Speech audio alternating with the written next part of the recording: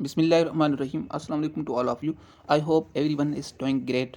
Class आज के इस लेक्चर में हम यूनिट 4 की एक्सरसाइजेज को देखेंगे। जबकि मैंने इस यूनिट 4 के 2 लेक्चर्स पहले अपलोड किए हैं, ये उसका तीसरा लेक्चर है। नाज़रीन, अगर आप लोग मेरे चैनल पे नए हैं तो please subscribe to my channel and don't forget to press the bell icon for latest update. अब हम स्टार्ट करते हैं एक्सरसाइज 1। एक्सरसाइज 1 कह रही है complete the table given in the task 2 of the pre reading section. What did you learn after reading the text. ये कह रहा है कि जो पेज नंबर 77 पे एक टेबल दिया गया हुआ हो, वो प्री रीडिंग से पहले है, उस सेक्शन को आप फिल करें कि आप लोगों ने इस लेसन में क्या सीखा। इस टेबल में 3 खाल दिए गए हैं। पहले खाल में लिखा हुआ है what I think I know, मैं क्या सोचता हूँ, मैं क्या जानता हूँ। किसके मुतालिक, मीन्स कायदे आज़म और अल्लामा इकबाल के मुतालिक मैं क्या सोचता हूँ या मैं क्या जानता हूँ। सेकेंड टेबल है what I want to know, मैं क्या जानना चाहता हूँ, कायदे आज़म और अल्लामा इकबाल के मुतालिक। व्हाट आई लर्नड, मैंने क्या जाना अल्लामा इकबाल और कायदे आज़म के मुतालिक इस लेसन में। तो इस एक एक टेबल को हम कवर करेंगे। फर्दर देखते हैं। पहले हम टेबल पहले वाला कवर करेंगे, जहाँ पे कह रहा है what I think I know, मैं क्या सोचता हूँ, मैं क्या जानता हूँ, मीन्स कायदे आज़म के मुतालिक। ये कह रहा है कि Quaid-e Azam vision for Pakistan was freedom, brotherhood and unity. Quaid-e Azam का पाकिस्तान के लिए ख्वाब, जिसका मकसद था आज़ादी, भाईचारा और मुत्तहिद होना। इकोनॉमिक प्रॉस्पेरिटी, मुआशी तरक्की, education, health care and development, means education और हेल्थ केयर और तरक्की। ये क्या था, कायदे आज़म के मुतालिक बात थी। अब अल्लामा इकबाल के मुतालिक बात देखेंगे, उसने क्या कहा। Allama Iqbal's vision for Pakistan was to make an Islamic state in the world. Allama Iqbal का ख्वाब था पाकिस्तान के लिए कि वो एक इस्लामी रियासत बने। Promoting peace and prosperity globally, अमन और जो खुशहाली है वो हमारी दुनिया लेवल पे मशहूर हों। He wanted in Islamic social justice, fairness and equality for all. वो चाहता था कि इस्लाम के बिहाफ पे जो इंसाफ है वो मुहैया किया जाए, अच्छाई हो और सब के लिए भलाई हो। ये टेबल 1 था, जहाँ पे लिखा व्हाट आई थिंक। अब टेबल 2 है what I want to know, मैं क्या जानना चाहता हूँ। इसमें है कि ये बोल रहा है कि मैं अल्लामा इकबाल और कायदे आज़म के मुतालिक फर्दर क्या जानना चाहता हूँ। वो क्या लिख रहा है, I want to know the childhood era of Quaid e Azam. मैं कायदे आज़म का जो बचपन का दौर था, मैं उसके मुतालिक जानना चाहता हूँ। Did he want an independent country during his teen age. क्या वो बचपन से उसका ये ख्वाब था आज़ादी के लिए, किसका मतलब, कायदे आज़म का। अब ये दूसरा है अल्लामा इकबाल के मुतालिक, I want to about, I want, यहाँ पे नो लिख लें, I want to know about the Allama Iqbal's the poetry by which he waken the nation. ये कह रहा है कि मैं फर्दर अल्लामा इकबाल की पोइट्री के मुतालिक जानना चाहता हूँ, जिसमें उसने कौम को क्या किया, नींद से बेदार किया। फर्दर जो तीसरा खाल है वाट आई लर्न, इसका मतलब है कि मैंने इस लेसन से क्या जाना या क्या सीखा। Quaid-e Azam led the movement for separate homeland for the Muslims of India. Quaid-e Azam की जो तहरीक थी वो इंडिया के मुसलमानों के लिए आज़ादी की थी। ये मैंने जाना इस लेसन में। अल्लामा इकबाल के मुतालिक कह रहा है Allama Iqbal's poetic inspiration played a role in movement of Pakistan. Allama Iqbal की जो शायराना तहरीक थी, उसने अवाम को या पाकिस्तान को, पाकिस्तान की कौम को, इवन जो इंडिया में मुस्लिम थे उनको बेदार किया कि आप एक आज़ादी की जंग लड़ें। ये मैंने इस लेसन में जाना। अब आप जो है ना एक्सरसाइज 2 पे आए। एक्सरसाइज 2 कह रही है read the text and find out the names of the students who collected information on the following topics. ये कह रहा है कि आप इस टेक्स्ट को रीड करें और उन स्टूडेंट्स के नेम्स लिख लें जिन्होंने ये नीचे वाले जो गिवन टॉपिक्स हैं उन पे काम किया है। Write the answer in your notebook, या आप कॉपी पे उनका आंसर लिखते जाएं। अब एक्सरसाइज 2 में ए है। ए में कह रहा है पर्सनैलिटी एंड अचीवमेंट ऑफ कायदे ऑफ द कायद। ये किसने लिखा था, ये जो लाइन है किस स्टूडेंट ने लिखी थी। तो जो ए है वो ए लिखी है ताहिरा ने। अब जो बी है political acumen and contribution of Allama Iqbal, ये लाइन बी किसने, कौन से स्टूडेंट ने लिखी थी, ये लिखी थी फरहीन ने। सी है the Quaid's aspirations for the Muslims, ये लाइन होमा ने लिखी थी। डी में आए Allama Iqbal's aspirations for the Muslims, ये ताहिरा ने लाइन लिखी थी। अब फर्दर ई पे आए, personality and achievements of Allama Iqbal, ये लाइन लुबना ने लिखी थी। एफ पे आए, the Quaid's political acumen and contribution, जो एफ है, एफ वाली लाइन ताहिरा ने लिखी थी। एक्सरसाइज 1 एंड 2 हमारी कवर हो गई। अब एक्सरसाइज 3 है। एक्सरसाइज 3 में actually for exercise 3 make sure that the students understand how they are suppose to work. ये कह रहा है कि जो अल्लामा इकबाल और कायद आज़म थे उन्होंने कैसे ये काम किया। अब देखते हैं, नीचे दी गई है वोकेबलरी, देखते हैं। Read the text, find the following words and underline them. आप ये टेक्स्ट पढ़ें और जो नीचे दिए गए वर्ड्स हैं वो जाकर पीछे जहाँ पे लिखे हुए वहीं पे इनको अंडरलाइन करें। अंडरलाइन करें मतलब जो नीचे पीछे हमने समरी पढ़ी थी, जो मेल्स थी, मेल्स में ये वर्ड जहाँ पे भी लिखा हुआ है वहाँ आप उसको अंडरलाइन करेंगे। अब फर्दर इन वर्ड्स को देखते हैं, ये वर्ड्स क्या चाहते हैं, मतलब क्या इनकी मीनिंग क्या है। हमारा जो पहला वर्ड है वो है डायनामिक। डायनामिक का मतलब है मुतहरिक या फ़आल। दूसरा वर्ड है स्टेडफास्टनेस, साबित कदमी या इस्तकामत। तीसरा वर्ड है गाइडिंग प्रिंसिपल्स, रहनुमा उसूल। चौथा वर्ड है अनपैरेलल्ड, मतलब बेमिसाल, लाजवाब। पांचवा वर्ड है अनडिज़ायर्ड, नापसंदीदा। छठा वर्ड है अक्यूमेन, जिहानत या फ़हम व फरासत। सातवां वर्ड है प्रोपोनेंट मीन्स हामी। एट्थ वर्ड है पोलराइजेशन मीन्स तकसीम या दो इंतहाओं में तकसीम। मीन्स जो इस टेक्स्ट में हमने सीखा कि जो कांग्रेस थी उसने उनका जो मतलब था वो मकसद था पोलराइजेशन थी मुस्लिम और हिंदू के बीच में। तो कायद आज़म ने इसलिए कांग्रेस को छोड़ा क्योंकि उनमें तकसीम वाला आंसर था। तो इसलिए कायद आज़म ने सोच लिया कि मैं इनके साथ क्यों रहूं, जब इनकी नीयत ही ख़राब है, हिंदुओं के लिए काम कर रहे हैं, मुसलमानों के लिए काम नहीं कर रहे, तो मैं बीइंग अ मुस्लिम मैं इनके साथ कैसे काम कर सकता हूँ। जो हमारा नाइन्थ वर्ड है एस्पिरेशंस। एस्पिरेशन का मतलब होता है उमंगीन या ख्वाहिशात। टेंथ वर्ड है इनविजन्ड, तस्वर किया गया, जहन में लाया गया। ये क्या है, इनविजन। प्लूरलिस्टिक, कसरत राय का हामिल या मुख्तलिफ नज़रियात को शामिल करने वाला। 12th वर्ड है डिस्क्रिमिनेशन, इसका मतलब होता है तफरीक, फ़र्क या इम्तियाज़। प्रीवेल्ड, जिसका मतलब होता है गालिब होना या गालिब आया या छा गया, प्रीवेल्ड। अब है हमारा 14th वर्ड इम्पार्शलिटी, जिसका मतलब है गैर जानिबदारी। एंड 15th वर्ड है ट्रांसफॉर्म, तब्दील करना या बदलना।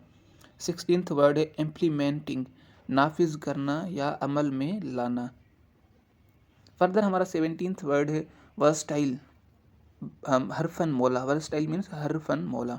18th है अकम्पलिशमेंट्स, कामयाबियाँ या कारनामे। 19th है कल्मिनेटिंग, मुंतहा को पहुंचना या उरूज पर पहुंचना या उरूज पे जाना। 20th वर्ड है रिकॉल, याद करना या याद दहानी। 21st वर्ड है विक्टिमाइजेशन, मजलूमियत या ज़्यादती। 22nd है डिस्टिंक्शन, फ़र्क। 23 है होमेज, खराज तहसीन या अकीदत। 24th है क्वेस्ट, मतलब जुस्तजू या तलाश। Now we will see the exercise number 4। Exercise 4 कह रहे वर्क इन ग्रुप्स ऑफ 4। 4 का ग्रुप बनाए, मीन्स एक ग्रुप में 4 बच्चे हों। Each student should write 6 sentences in their notebook. हर शागिर्द अपनी कॉपी पे 6 जुमले बनाएगा। Follow the steps given below, जो नीचे दिए गए स्टेप्स हैं। उसमें नीचे ये कह रहा है कि give a number from 1 to 4 to each number of the group. हर ग्रुप के बच्चे को आप 1 से लेकर 4 तक जो वर्ड्स हैं शुरू वाले वो आप दे दें। And next each number of the group should use 6 of these words in their own sentences as follows. अब इसको आप सिंपल ही बनाएं। नीचे एग्जांपल दिया गया हुआ है।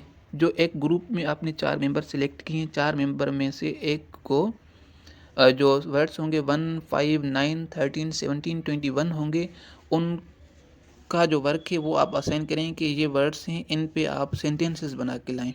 जो स्टूडेंट 2 होगा वो जो वर्ड नंबर 2 था, 6 था, 10 था, 14 था एंड 18 था एंड 22 था, उन पे सेंटेंसेस बना के लाएगा।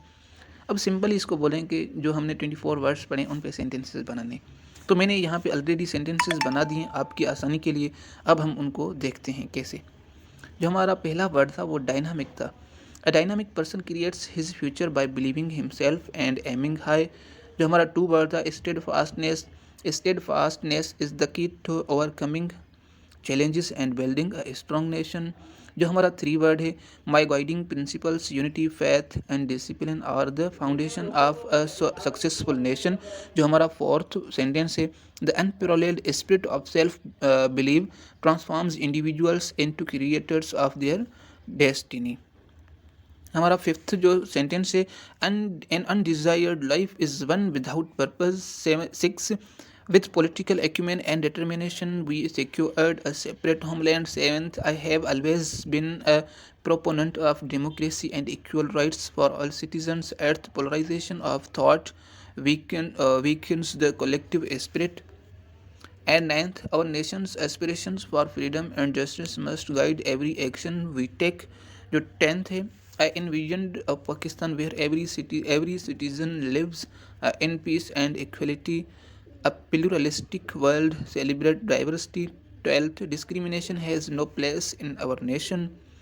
13th, the English were prevailed over Muslims and Hindus। 14th, impartiality in governance ensures justice for all। 15th, to transform our nation we must work with determination, unity and a clear vision for the future। 16th, implementing the principles of justice, equality and unity will lead our nation to progress and success। 17th, a versatile leader adopts to challenges with wisdom and dedication to lead a nation toward prosperity। 18th, our accomplishments as a nation are the result of unwavering faith, hard work and unity। 19th, our efforts will be culminating all evils in Pakistan। 20th, let's us recall the sacrifices made by our fathers।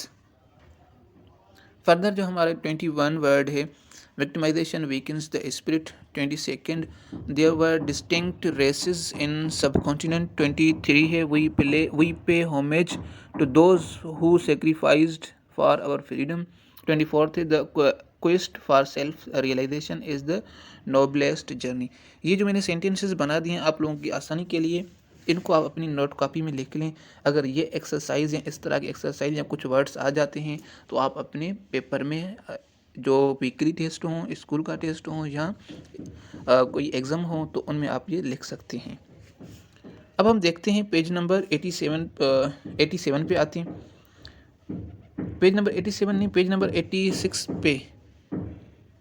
86 पे वापस आए। Page number 86 पे हम जो exercises कुछ रहती हैं उनको हम देखते हैं। यहाँ पे लिखा गया हुआ है, after you have completed exchange your notebooks with each other. अगर आप लोगों ने अपना काम मतलब सेंटेंसेस बना दिए हैं तो वो एक दूसरे से शेयर करें। Read all the sentences written by our group members. जो आपने सेंटेंसेस बनाए हैं, लिखे हैं, उनको आप रीड करें। गिव क्रिटिकल फीडबैक, आप उन पे एक अपना जो नज़रिया दें, मतलब क्रिटिकल जो फीडबैक की आप अपना ख्याल दें कि आप लोगों ने कैसे लिखा है। Incorporate the feedback given by your group members, वो आप अपना जो फीडबैक है, जो आपने अपना ओपिनियन दिया है, वो आप उनसे ग्रुप मेंबर से शेयर करें। Then student 1, 2, 3 and 4 should read out the 6 sentences one by one. Means जो स्टूडेंट 1, 2, 3, 4 हैं वो एक एक करके अपने जुमले उनको रीड करेंगे एंड देन वो आप एक दूसरे से शेयर करेंगे। अब हम देखेंगे एक्सरसाइज 5। एक्सरसाइज जो 5 है वो कह रहे हैं tick the correct column for statement given in the table. ये जो नीचे स्टेटमेंट्स दी गई हैं उनको आप ट्रू फॉल्स की शक्ल में उनको आप टिक करें कि ये स्टेटमेंट फॉल्स है या ट्रू है। जो हमारी फर्स्ट है वो लिखी गई है, Jinnah wanted Muslims to have more rights in Pakistan. क्या ये फॉल्स है या ट्रू है कि जिन्ना चाहता था कि पाकिस्तान में मुसलमानों के पास बहुत सारे हुकूक हों?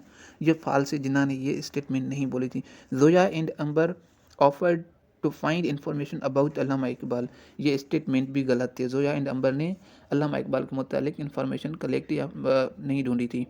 जो 3 है, Quaid Azam first joined the Congress and then the Muslim League, ये बिल्कुल ट्रू है। कायद आज़म ने पहले कांग्रेस ज्वाइन किया था, देन उसने मुस्लिम लीग ज्वाइन किया था।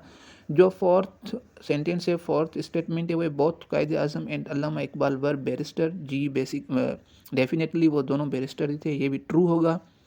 जो 5 होगा, अल्लामा इकबाल रोट 2 लेटर्स टू कायद आज़म इन 1938, के अल्लामा इकबाल ने कायद आज़म को 2 लेटर लिखे थे 1938 में, ये फॉल्स है, ये गलत है।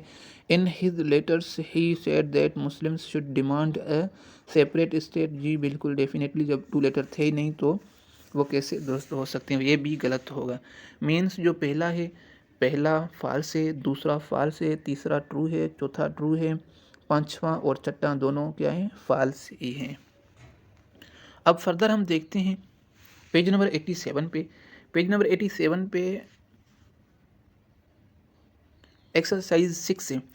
एक्सरसाइज 6 कह रही है the following tables have quotes from the speeches of Qaid Azam and Allama Iqbal. The first pact of each quote is in table A and the second pact in the table B. ये कह रहा है कि नीचे table ए है, table B है। कायदे आज़म और अल्लामा इकबाल के मुतालिक ये कुछ लाइंस लिखी हुई, उनका जो पहला हिस्सा है स्पीच का या उस स्टेटमेंट का टेबल ए में है और उसका दूसरा हिस्सा टेबल बी में है। अब टेबल ए की जो फर्स्ट स्टेटमेंट है आप उसको रीड करेंगे, रीड करके आप उसको पूरा करेंगे, टेबल बी में जाकर उसका जो आधा हिस्सा होगा वो टेबल बी में होगा, तो वो हम फाइंड आउट करेंगे। अब टेबल ए में जो नंबर 1 है स्टेटमेंट या कोट जिसे आप कहें, वो है you are free to go to your temples. ये आधी लाइन है। इसका जो एंडिंग पार्ट है वो एंडिंग पार्ट यहाँ पे टेबल बी में पड़ा है। तो टेबल बी में फाइंड आउट करेंगे कि नंबर 1 ए वाले का जो हिस्सा है वो बी में कहाँ पड़ा है। टेबल बी में आप आए, जो जहाँ पे डी है ना, डी में ये लाइन फिनिश हो रही है, मतलब जो आप टेबल ए है उसके नंबर 1 के आंसर में क्या लिखेंगे, डी लिखेंगे। नंबर 1 की आंसर में डी लिख। एक मिनट में कोशिश करूँ कि यहाँ पे पेन भी हो इस स्लाइड में, तो पेन में यूज़ करूँ। तो जो नंबर 1 है यहाँ पे आप डी लिखेंगे कि जो नंबर 1 का जो आधा हिस्सा है वो नीचे बी वाले टेबल के डी में पूरा हो रहा है। अब सेकंड स्टेटमेंट, सेकंड कोट देखते हैं। सेकंड कोट कह रही है to me he was a friend guide and philosopher. ये है एफ में, ठीक है। एफ नंबर 2 में क्या लिखेंगे, एफ लिखेंगे। नंबर 3 है the Muslim demand to create a Muslim India within India. ये है टेबल बी में ए में, ठीक है। तो आप 3 में क्या लिखेंगे, ए लिखेंगे। अब 4 भी आए, a difficult moments in their history it is Islam. ये कहाँ पढ़ा है, ये पढ़ा है ई में, ठीक है। अब आप चौथे में ई लिखेंगे, नंबर 4 में यहाँ पे ई लिखेंगे। एंड नंबर 5 में my guiding principles will be, ये ए में है 5, तो इसका बी में हम दूसरा हिस्सा फाइंड करेंगे कि my guiding principles will be, ये सी पे पूरा हो रहा है। कहाँ पे, सी पे, जस्टिस एंड कंप्लीट इम्पार्शलिटी, यहाँ पे सी, ठीक है। तो मीन्स आप 5वें में सी लिखेंगे। एंड फर्दर जो 6 है, I am sure that with your support in cooperation I can look forward, ये जी है, ये इसका पूरा हिस्सा जी में हो रहा है। एंड नंबर 7 पे आ जाएं। नंबर 7 में कह रहा है वी आर ऑल सिटीजन्स, इसका हिस्सा है यहाँ पे बी में, ठीक है। यहाँ पे कह रहा है and equal citizens of one state, means 7 में बी आएगा। मैं इसको रिवाइज कर रहा हूँ। नंबर 1 में डी है, नंबर 2 में एफ है, नंबर 3 में ए है, एंड नंबर 4 में ई है, नंबर 5 में सी है, नंबर 6 में जी है, एंड नंबर 7 में बी है। ये हमारा जो पहला टेबल है वो कवर हो गया, उसके आंसर्स हमें मिल गए। अब हमारा टेबल बी रहता है, हमें इस पे और भी काम करना है। वो कैसे रहता है, अब ये फर्दर ऊपर स्टेटमेंट में कह रहा है कि जो टेबल बी है उस टेबल को आप हाईलाइट करें। कैसे, यहाँ पे लिखा हुआ है ना, now work in pairs and find out the set these words, write Q for Quaid-e Azam, A for Allama Iqbal in the person column, B in the table. जो टेबल बी है उसका जो पर्सन वाला खाल है उसमें आप ए क्यू लिखें। ए क्यू मीन्स ये जो स्टेटमेंट है ए, जो यहाँ पे नंबर 1 वाली स्टेटमेंट्स नीचे पूरी हो रही हैं, तो ए में जो स्टेटमेंट दी गई है वो किसने लिखी है और बी वाली किसने लिखी है। आप जस्ट इतना देखेंगे टेबल बी में जो ए है, is in no way without justice, ये लिखा था अल्लामा इकबाल ने, तो आप पर्सन वाले खाल में ए लिखेंगे यहाँ पे, ठीक है। यहाँ पे ए लिखेंगे मीन्स अल्लामा इकबाल ने लिखा था। बी में लिखा हुआ है and equal citizens of one state, ये कायदे आज़म ने बोला था। यहाँ पे पर्सन में बी में आप क्यों लिखेंगे, क्योंकि ये कायदे आज़म ने पॉइंट मतलब ये सेंटेंस कोट लिखी थी। जो सी है जस्टिस एंड कंप्लीट इम्पार्शलिटी, ये भी आप सी में भी कायदे आज़म ही लिखेंगे। अब डी में आए, डी में कह रहा है कि you are free to go to your mosques, ये भी कायदे आज़म की लाइन है। नंबर ई पे आएँ, ई पे that has saved Muslims in not Muslims that have saved Islam, ये अल्लामा इकबाल ने पॉइंट बोली थी। एंड एफ पे आएँ, एफ पे and during the darkest moment, ये भी कायदे आज़म ने अल्लामा इकबाल के मुतालिक बोला था, ठीक है। ये भी अल्लामा इकबाल कायदे आज़म की पॉइंट है, एफ में भी कायदे आज़म लिखेंगे। एंड जी है, जी में to Pakistan becoming one of the greatest nations for the world, ये भी कायदे आज़म ने बोला था। अब इसको कंक्लूड करें कि जो टेबल बी है उसमें जो कोट दी गई हैं वो कोट किन की हैं, ये कह रहे हैं। अब ए में अल्लामा इकबाल ए ही लिखें, बी में कायदे आज़म क्यों लिखें, सी में क्यों लिखें, डी में क्यों लिखें, ई में ए लिखें, एंड एफ में क्यों लिखें, एंड जी में भी आप क्यों ही लिखें, मीन्स क्यों for Quaid-e Azam, A for Allama Iqbal. अब जो हमारी एक्सरसाइज नंबर 7 है, एक्सरसाइज नंबर 7 को देखेंगे, ये हमारी लास्ट एक्सरसाइज है। ये क्या कहती है, go back to exercise 6 and find out when and where these words spoken. After this, write 7 complete sentence in your notebook like this.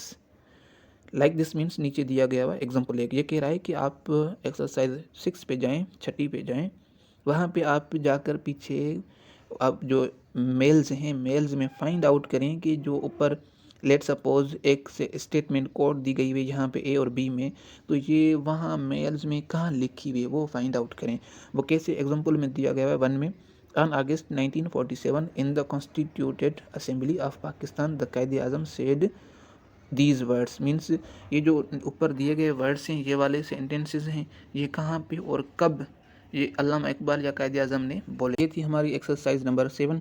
Means हमने आज एक्सरसाइज 1 से लेकर एक्सरसाइज 7 तक ये लेक्चर बना दिया, कवर कर भी दिया। और अगर आप लोग मेरे चैनल पे नहीं तो please subscribe to my channel and don't forget to press the bell icon for latest update. अगर आप लोगों ने मेरे पहले वाले 2 लेक्चर्स इस यूनिट के नहीं देखे तो प्लीज़ वो भी आप जाकर देख लीजिए, उनकी जो लिंक है वो मैंने डिस्क्रिप्शन बॉक्स में दे दी है।